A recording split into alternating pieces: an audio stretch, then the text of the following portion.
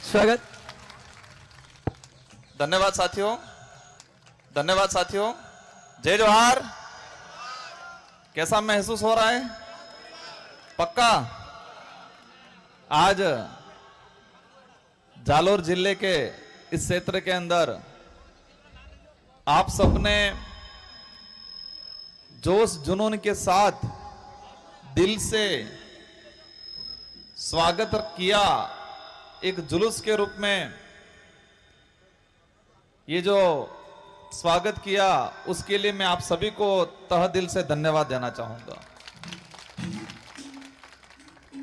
मंच पे हमारे महापुरुष, उन महापुरुषों को नमन करते हुए मैं मेरी बात को शुरू करना चाहूंगा।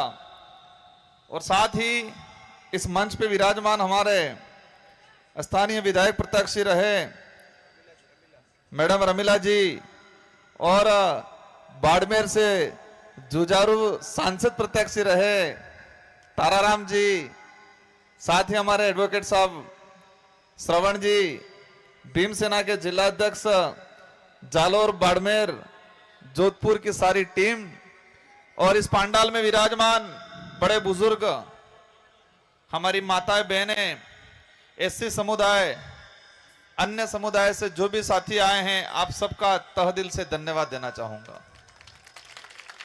साथियों, और इस काबिल मुझे यहां जो बनाया, मुझे 2 बार विधायक बनाया और मेरे विधानसभा क्षेत्र के साथ साथ पूरे समुदाय का प्रतिनिधित्व करने का अवसर मिला मुझे राजस्थान की विधानसभा के अंदर। और मैंने दिल से कोशिश किया कि मेरे समुदाय के लिए, मेरे विधानसभा की क्षेत्र की जनता के लिए, देश हित में, राज्य हित में, आने वाली पीढ़ी के हित में जितना हो सके इतना योगदान देने का काम किया पिछले 5 सालों में। और बांसवाड़ा की जनता ने मुझे सांसद बनाया अभी, तो आज जो मैं आया, मुझे उस काबिल बनाया, उसका श्रेय डूंगरपुर बांसवाड़ा की जनता को जाता है। उसके लिए एक बार जोरदार तालियां बजा दो। कई जगह ऐसा इलाका है, आज में जनता ने मुझे जिता दिया मेरे निर्वाचन क्षेत्र की, लेकिन मैं नहीं जा पाया हूं आज। और बांसवाड़ा डूंगरपुर की जनता ने मुझे इस काबिल बनाया है कि मैं आपके बीच में आया हूं आज। और आपने मुझे इतना जो प्रेम, इतना जो स्नेह और एक जोश जुनून के साथ स्वागत किया, तो मैं सोच रहा था कि उस जनता धन्य है जिन्होंने मुझे उस काबिल बनाया। बात तूफान टाइप आया था। क्या आया था? तूफान। हमारे बांसवाड़ा डूंगरपुर में चुनाव नहीं हुआ था, क्रांति हुई थी। क्रांति, जोरदार वाली क्रांति हुई थी। बड़े बड़े नेताजी आए थे, मोदी जी भी आए थे, शायद योगी जी भी आए थे, सब आए थे, भजन लाल जी भी आए थे। लेकिन जनता ने ठान लिया था कि हम रगड़ा निकाल के रखेंगे, और रगड़ा निकाला जोरदार तरीके से। इस जनता को रगड़ा निकालने के काबिल बनाने का काम संविधान निर्माता बाबा भीमराव अंबेडकर, आदिवासियों का प्रतिनिधित्व, अपनी बात रखने का काम किया जयपाल सिंह मुंडा, ऐसे कई संविधान निर्माता और संविधान निर्माण में सहयोग करने वाले लोगों ने हमको रगड़ा निकालने के लायक बनाया है। जो नेता, जो पार्टी इस देश को बर्बादी की ओर ले जाती है, जो नेता समझ लेता है कि मैं ही सब कुछ हूं, जनता कुछ नहीं है, उसको हर 5 साल में रगड़ा निकालने का अवसर देती है ये संविधान। ये संविधान देता है हमको। अगर ये संविधान नहीं बना होता, मतलब देश आजाद नहीं हुआ होता, तो संविधान नहीं बनता, और संविधान नहीं बनता तो हमको वोट देने का अधिकार नहीं मिलता, और हमको वोट देने का अधिकार नहीं मिलता तो बांसवाड़ा की जनता यहां रगड़ा नहीं निकाल पाती। ठान लिया था कि जो संविधान बदलने की बात करते हैं उनको बदलने का काम कर लेंगे। ये बांसवाड़ा की जनता ने ठान लिया था हमारे वहां। तो मैं मेरी बात को शुरू करने से पहले, पूर्व वक्ताओं ने काफी बातें कही, गंभीर बातें भी कही, गहरी बातें भी कही, कुछ समझ में भी आया, कुछ नहीं समझ में भी आया, और कुछ पेंडिंग छोड़ दिया, इसको अपन समझेंगे क्या है, इसके बाद अपन समझेंगे। तर्क वितर्क होना चाहिए, तर्क वितर्क नहीं होता है तो अच्छी चीजें सामने नहीं आ पाती। मैं देख रहा था, हमारी माताएं बहनें भी देख रही थी, गौर से सुन रही थी। कुछ चीजें भले समझ में नहीं आ रहा था, लेकिन फिर भी दिल से गौर से सुन रहे थे। हमारे बड़े बुजुर्ग भी कह रहे होंगे, संविधान की आर्टिकल की ने, ये सुप्रीम कोर्ट के हाई कोर्ट के जजमेंट की बात करने हैं, लेकिन फिर भी लोगों को लगता है कि जो यहां से बोलता है वो सही बोलता है। लेकिन कई बार होता है अज्ञानतावश, जानकारी के अभाव में कुछ चीजें कंफ्यूजन वाली भी हो जाती है। लेकिन फिर भी हम उस काबिल बने हैं। वकील साहब ने बोला, हाई कोर्ट के संविधान को लेके, ताराराम जी ने बोला संविधान के आर्टिकल को लेके, और फिर हम संविधान की किताब निकाल के आर्टिकल देख रहे हैं। कम से कम उस काबिल तो बने हम लोग। भले उन दोनों की बात नहीं मेल खाती होगी, कोई दिक्कत नहीं, लेकिन हम उस काबिल बने हैं कि संविधान का आर्टिकल की किताब तुरंत खोल के देख पा रहे हैं। उस काबिल तो बने ना हम लोग, इसलिए घबराने की जरूरत नहीं है। हम सबका एक ही उद्देश्य है कि हम संगठित होए, संगठित होकर सही दिशा में चले, आने वाली पीढ़ी के लिए काम करें, यह हमारा सबका उद्देश्य होना चाहिए। बाकी विभाजन की बात है,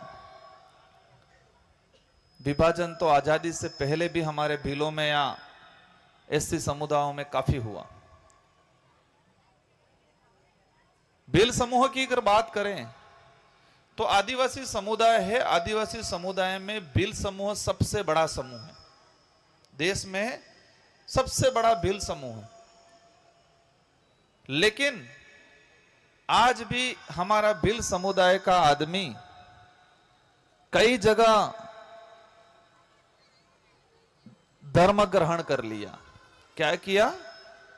धर्म ग्रहण।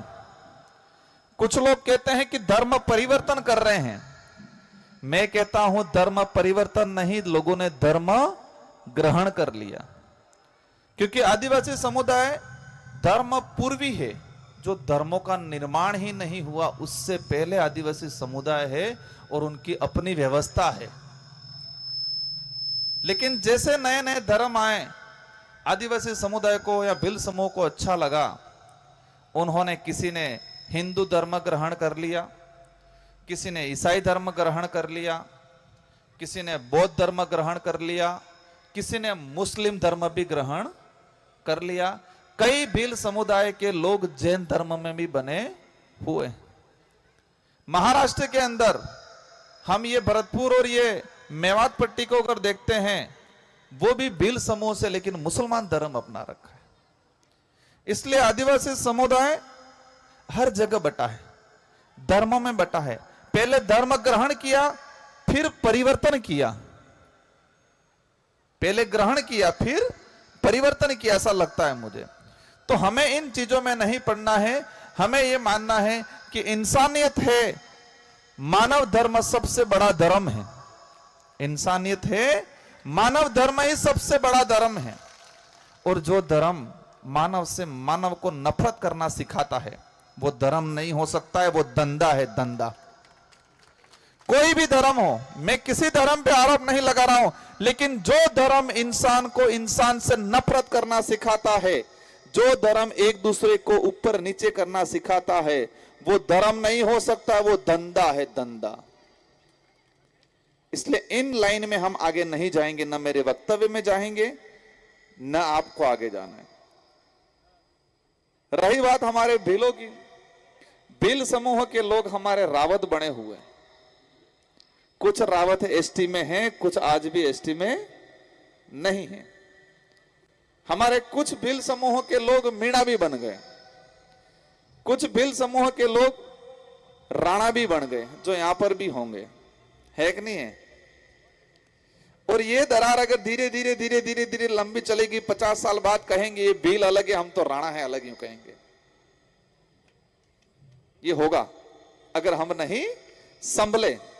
राणा उपाधि थी, राणा एक उपाधि थी, लेकिन आज हमने अलग से एक जाति बनाने की लाइन में चल रहे हैं। क्योंकि मैंने कई जगह सुना, मैं बिल्ली हूं, मैं तो राणा हूं ही हूं।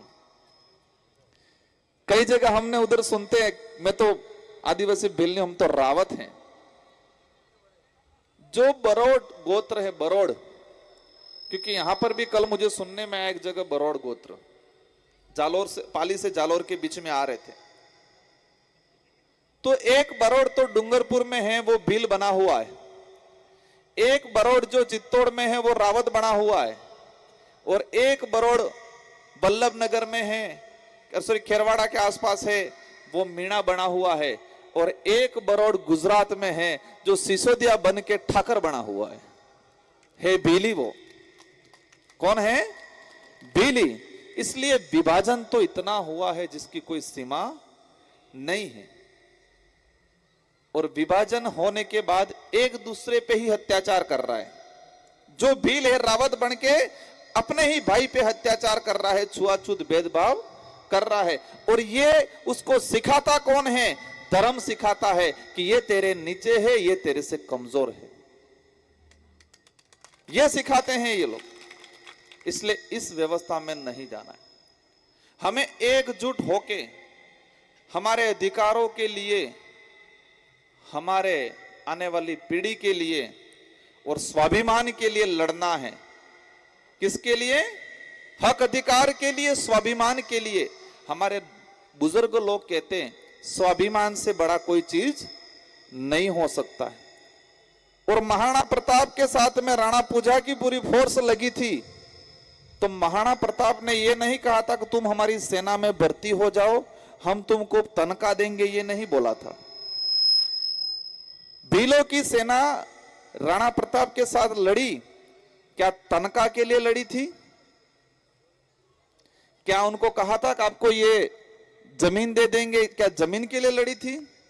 कोई भी सेना, आज सेना में भर्ती होते हैं तो तनख्वाह देखते कि नहीं देखते हैं? सिपाही, हमारे पुलिस वाले साथी भी हैं यहाँ, तो पुलिस में भर्ती हुए, ड्यूटी निभा रहे, लेकिन उनका तनख्वाह देखते कि नहीं देखते? उस समय भी जितने जो राजा थे, अंग मुगल थे, तो जो सेना थी वो तनख्वाह कहीं न कहीं मिलती थी। लेकिन महाराणा प्रताप की मेरी जानकारी में, कितना सही हूं मुझे नहीं पता, लेकिन जो भीलों की सेना उनके साथ गई थी वो तनख्वाह पे नहीं गई थी। वो जबान दिया था उनको, वचन दिया था उनको कहा था कि हम कट जाएंगे लेकिन झुकेंगे नहीं। वचन पे गए थे भीलों की सेना, तनख्वाह पे नहीं गई थी। अगर तनख्वाह पे गई होती सेना तो टिकती नहीं। वचन वाली सेना थी, इसलिए टिक के रही हल्दी का टीके युद्ध में। तनख्वाह वाली टिक पाती? तनख्वाह वाली सेना टिकती? पैसे वाली टिकती? वचन वाली सेना थी, जबान दिया था, स्वाभिमान के लिए लड़ रहे थे।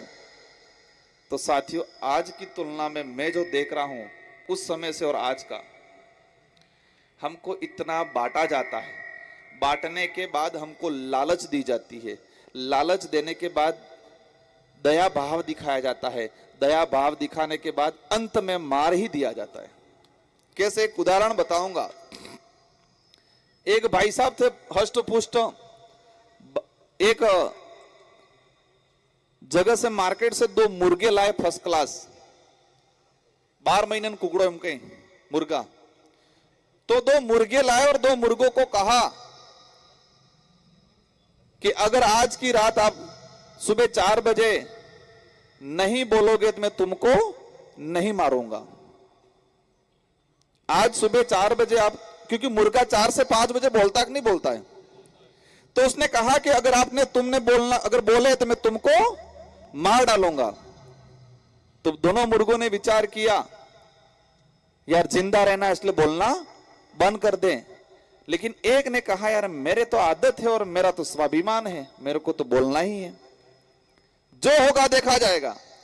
तो एक मुर्गा दूसरे दिन सुबह बोल गया और एक मुर्गा नहीं बोला। तो उसने जो बोला था इसको मार के खा लिया। तो जो जिंदा था वो खुश रहा, मैं बच गया, मैं बच गया।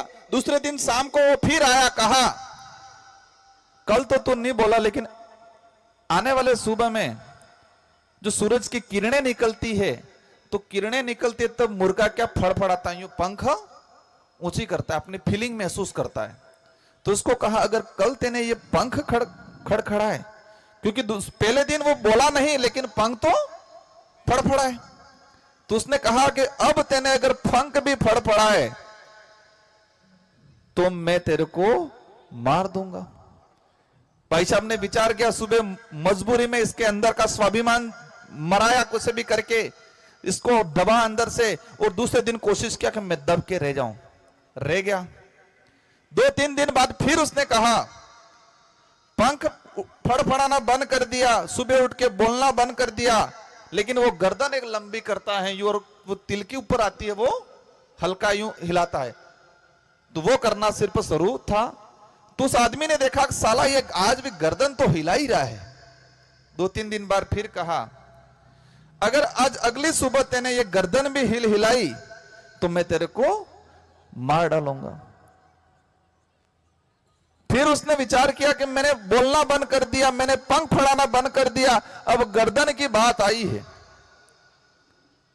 तो फिर दूसरे दिन कोशिश किया कि गर्दन भी नहीं हिले, लेकिन वह दाना आया तो हिली गई और उसने आखिर में मारने के आदेश दे ही दिया।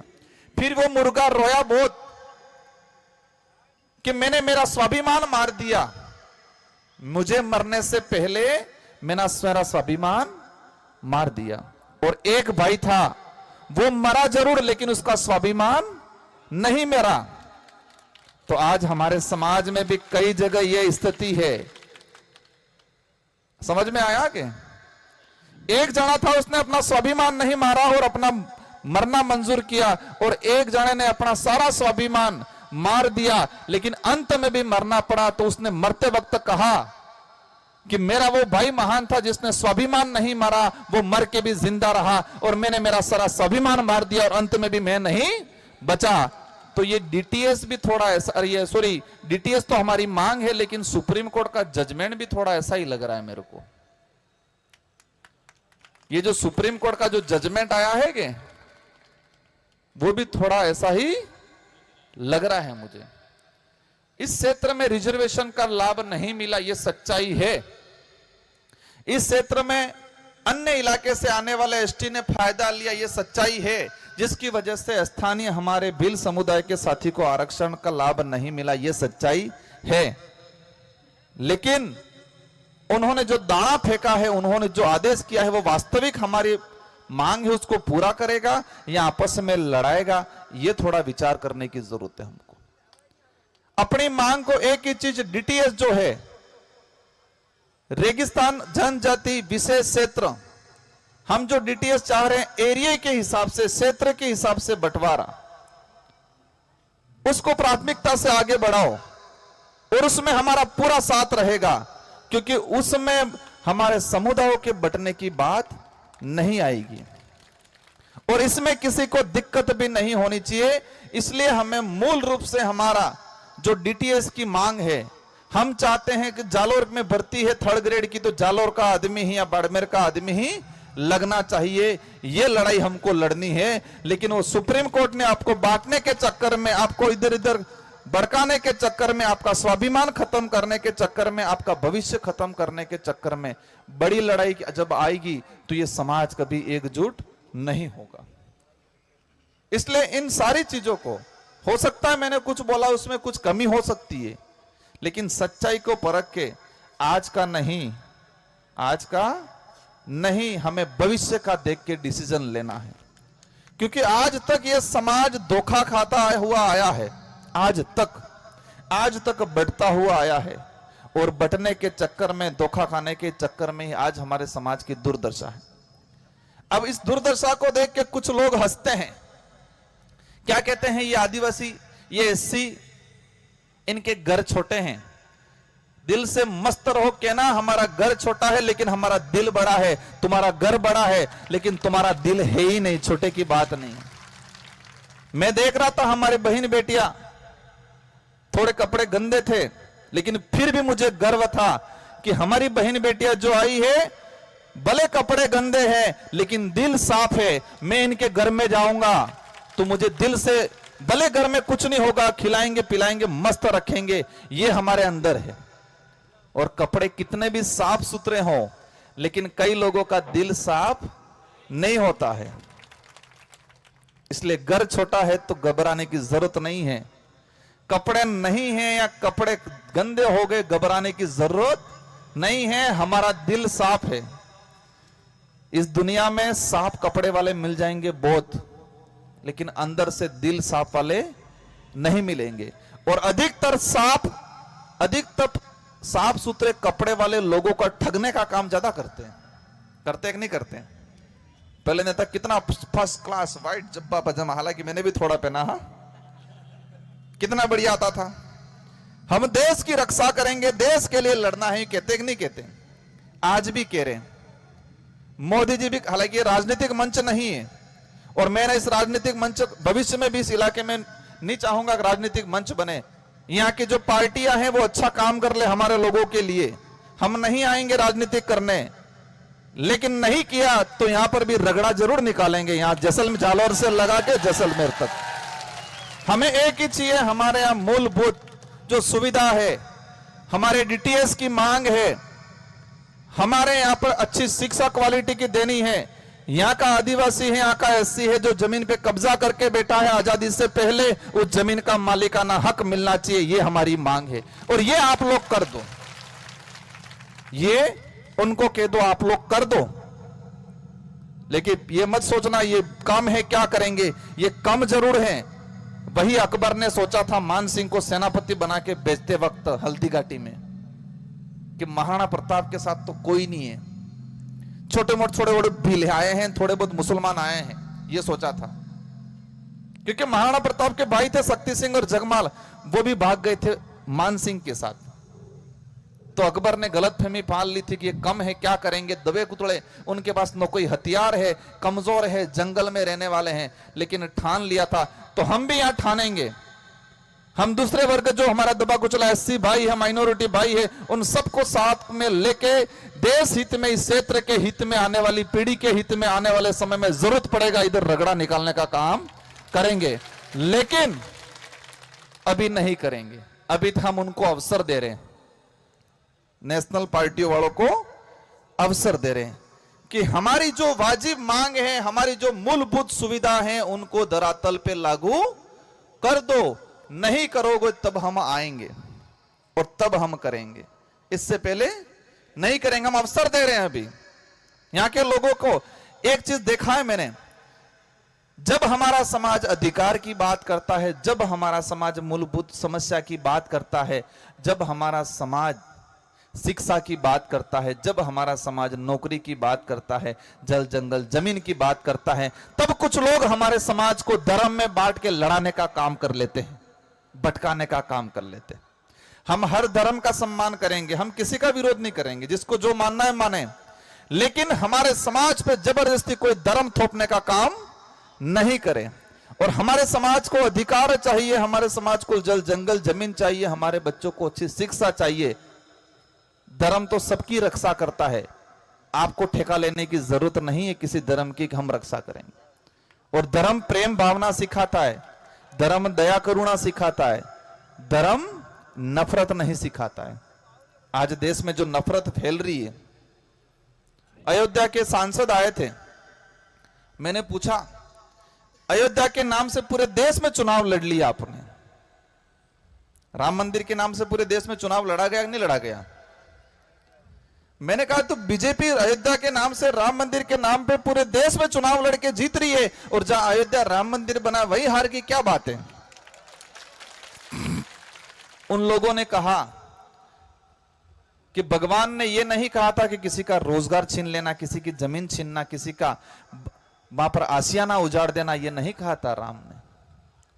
वहां के ब्राह्मण कम्युनिटी के लोगों ने भी बीजेपी को वोट नहीं दिया, क्योंकि उन्होंने वहां के धर्म के नाम पे इन सारे लोगों को रोजगार छीनने का काम किया था। वहां एसटी एससी ने तो नहीं दिया, लेकिन जनरल वर्ग के लोगों ने भी मतदान नहीं दिया वहां। इसलिए धर्म ने धंधा में गाड़ो थो न के कोने हो। हालांकि मेरे तो बहुत पुतले जलते हैं, नहीं जलते हैं क्या? राजकुमार विरोधी है, विरोधी है यूं करके। लेकिन राजकुमार और हम अगर सच्चाई बोलना बंद कर देंगे ये समाज गलत दिशा में चला जाएगा। हमने हर किसी का सम्मान किया, हर जाति का सम्मान किया, हर धर्म का सम्मान किया, हर वर्ग का सम्मान किया, लेकिन अधिकतर लोग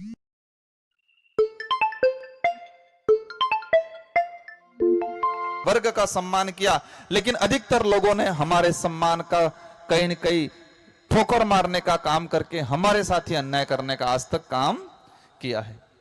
इसलिए साथियों, बातें बहुत सारी हो गई, अब हमें करना क्या है?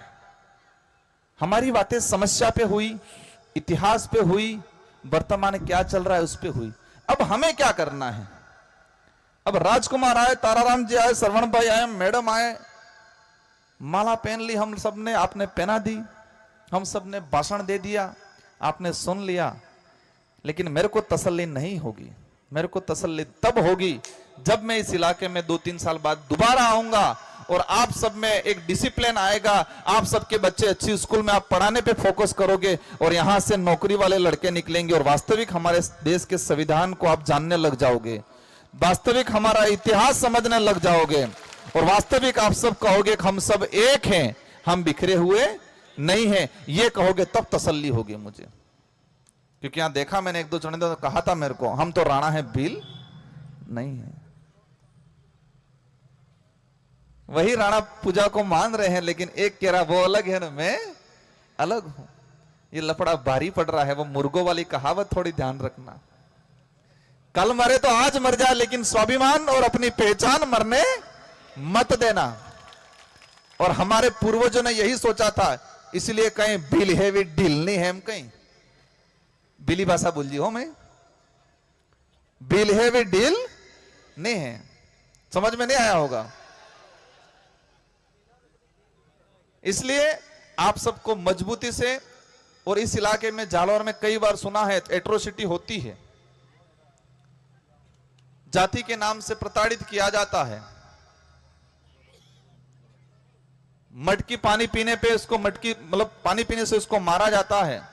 ऐसी चीजें इस देश को कमजोर करती है और ये समाज 5 से 6 हजार सालों से ये प्रताड़ना झेलता आया है हमारा समाज, फिर भी डट के मजबूती से है। क्योंकि हम देखते हैं इतिहास में कि एसटी एससी के लोगों को पीछे झाड़ू बांधना जाता था। ये देश का इतिहास, ऐसा भी इतिहास है। गले में मटकी रखी जाती थी ताकि किसी भी जगह थूक नहीं पाए, वो उसी में थूके और घर पे ले जाके रखे। शिक्षा से वंचित रखा जाता था, बहुत कुछ झेला है। लेकिन आज भी हम सब चीजें भूल के वास्तविक इंसानियत है, मानवता है, उस धर्म को सबसे ज्यादा आगे रख के, प्रकृति को आगे रख के हम आगे बढ़ना चाहते हैं। लेकिन आज भी कई ऐसी चीजें होती है और सरकार खुद उसको बनाती है, सब माहौल बनाती है, तकलीफ होती है। साथियों, एक अंत में मुझे भी निकलना है, मैं जल्दीबाजी करवा रहा था सबसे, लेकिन मैं ही थोड़ा समय ले रहा हूं। देश के अंदर जो हालात हैं, एक बात ये ध्यान रखना, इस देश में कहीं पर भी आदिवासी पे अत्याचार होता है तो एसटी एससी ओबीसी जो भी है सबको मिलके लड़ना है, ये ठान के रखो। आज इस देश में एससी समुदाय पे कोई अत्याचार होता है, सबको मिलके लड़ना है, ये ठान के रखो। इस देश में महिलाओं पे अत्याचार होता है, वो महिला किसी भी धर्म की हो, तब हम सबको एक मुस्त खड़ा रहना है, ये ठान के रखो। इस देश में मानव मात्र पे भी कोई अगर अत्याचार होता है, वो किसी भी धर्म का है, लेकिन कहीं ज्यादा अत्याचार होता है तो हम सबको खड़ा रहना है, ये ध्यान रखो। लेकिन तकलीफ होती है, कुछ लोग आज बांग्लादेश में गलत हो रहा है, वहां के धर्म विशेष के लोगों को, महिलाओं को प्रताड़ित किया जा रहा है, गलत हो रहा है वो। लेकिन देश का मीडिया इस बात को तो बोल रहा है, जरूर है, बोलना भी चाहिए देश की मीडिया को। लेकिन तकलीफ ये हो रही है कि मणिपुर में आदिवासी महिलाओं के साथ गलत हुआ, तब देश का मीडिया और देश की सरकारें नहीं बोली, ये तकलीफ हो रही है। आज एक एक साथी हम कह रहे हैं कि बांग्लादेश में हो रहा है, भारत के अंदर हमारी जो सरकार है, जो भी मंत्री संतरी, सबको बोलना चाहिए, हम ना नहीं कह रहे मत बोलो। लेकिन जब मणिपुर में आदिवासी महिलाओं को निवृत्त करके घुमाया, उनको मारा, उनके साथ बलात्कार किए, तब कौन सा नेता बोला इस देश का, ये बताओ। क्यों नहीं बोला वो? क्या लगा उन लोगों को? ये तो आदिवासी है, क्या आदिवासी इंसान नहीं है? क्या इस देश का मूल मालिक है वो? लेकिन उनको एहसास हो गया है, और जिसको नहीं हुआ है उनको भी एहसास कराएंगे। हम देश लेवल पे एकता बनाएंगे, और ये जरूर कहेंगे हम सत्ता बनाए नहीं बनाए, लेकिन किंग मेकर की भूमिका जरूर निभाएंगे आने वाले समय के अंदर। हम लोग लगना चाहिए समाज है, सिर्फ चुनाव के वक्त कुछ छोटा मोटा लालच दे दिया, उस चक्कर में नहीं आने वाला है। ये समाज वही समाज है जो स्वाभिमान के लिए लड़ता था, वही समाज है। ये एहसास कराना है आने वाले चुनावों के अंदर भी।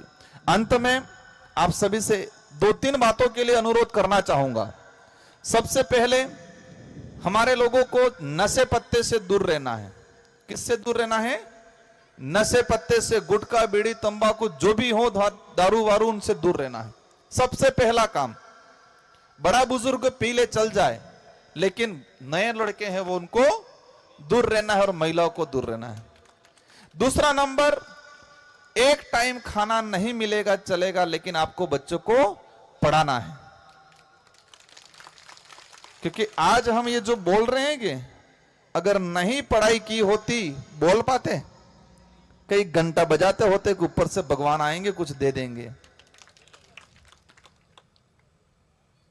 इसलिए बच्चों को पढ़ाना है। और एक ही बात ध्यान रखना कि हमारा सबसे बड़ा ग्रंथ संविधान है, और इस ग्रंथ से बड़ा कोई, बाकी ग्रंथ पढ़ो न मत पढ़ो, लेकिन संविधान जरूर पढ़ना है। हमको बच्चों को पढ़ाना है, नशे पत्ते से दूर रखना है, शारीरिक रूप से मजबूत रखना है, और देश हित में, समाज हित में जब भी जरूरत पड़े तब एक मुस्तक खड़े रहना है। यही मैं आप सबसे आश्वासन चाहूंगा। और इन्हीं शब्दों के साथ आप सबको तहे दिल से धन्यवाद। हमारे यहाँ की जो मांगे हैं कुछ एक डीटीएस वाली हो गई, एग्रीकल्चर कनेक्शन हो गए, छात्रावासों की संख्या बढ़ाने को लेके हो गए, एसटी एससी ओबीसी की जो भी मांगे हैं, जब भी मेरे लायक होगी केंद्र सरकार तक पहुंचाने की होगी, अवश्य देश की संसद से आपकी क्षेत्र की आवाज पहुंचाएंगे। इन्हीं शब्दों के साथ आप सबको धन्यवाद, आभार, जय जोहार, जय भीम, जय संविधान, जय बिरसा मुंडा। धन्यवाद। जोहार। बिल्कुल।